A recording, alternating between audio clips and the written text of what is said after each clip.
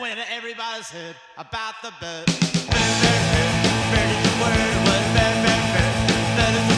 The TT was, I suppose, was the icing on the cake, you know, the two big wins on the Superbike. A couple of seconds on 600 and Super Stock, and we won the overall TT championship. So, you know, it is half-decent Ulster Grand Prix, a couple of little issues there, but Macau again, strong ride at Macau, strong ride at Scarborough. And, you know, I got on the podium last year at Oulton Park in the wet on the Superstock bike. So.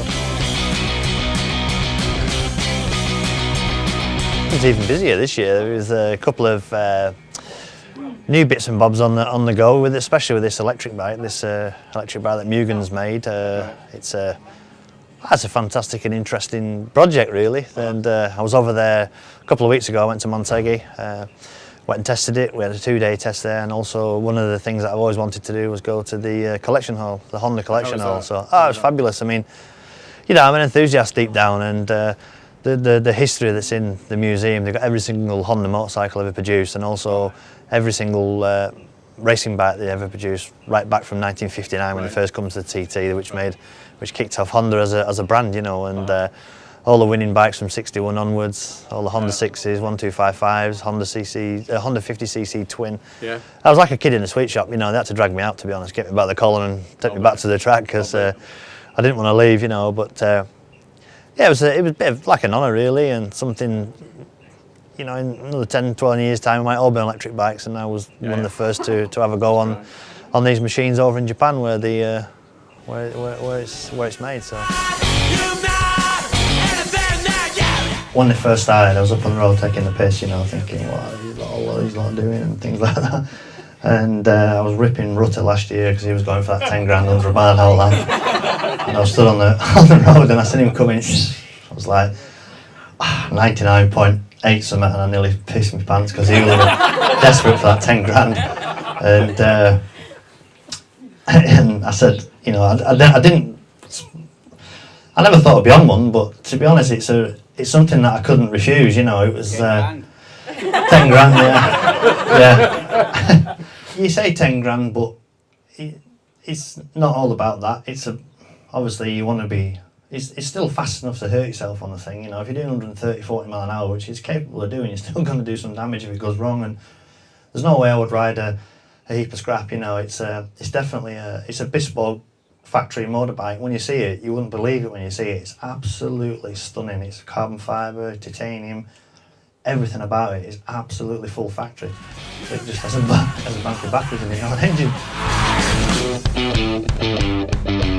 I'm 40 years old on the 16th of April, and a lot of people lie about their ages, to be honest, but I'm pretty proud of it, you know. I feel as strong as ever. The eyesight's good, body's it's not magnificent, you know, it's not I'm not an Adonis, to be fair, but the head's in gear and I'm strong, and you know, and I'll just keep going on that side of things. But I'm going to do bits and pieces with Clive Paget in the British Championship in the Superstock class.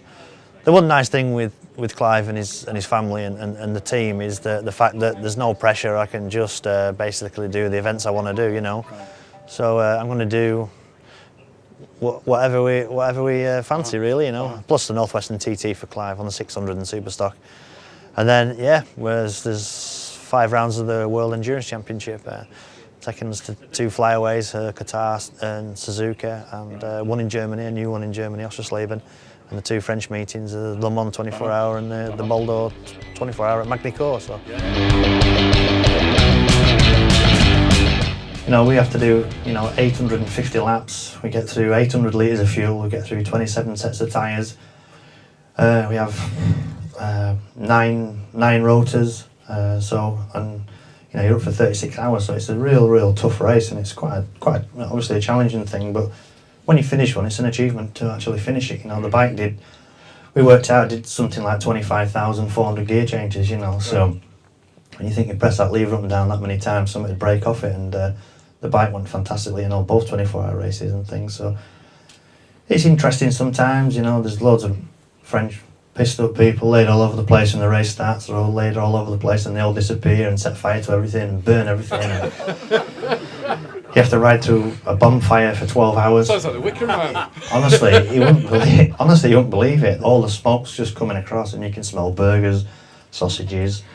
Humans. You just think, oh bastard, you know, you're flying round and round and round. They're all having a good time, full of drink. you know, battering on, round and round and round. But it actually chokes you as well. You can't breathe. My helmet was black. My leathers were full of soot. Bike's full of soot. It's a completely different thing. Another year involved with Red Torpedo and yourself, obviously, Bill, and your team of people. And you know, last year I enjoyed it. You know, I try and do my best. I'm, you know, real busy with everything, but the product's great. You know, my t-shirts I'm proud of. I see people out wearing them, and I've had great feedback from everybody. It's a good quality material, and you know, I'm looking forward to seeing them on everybody's back and buy some. Absolutely. Go McGuinness.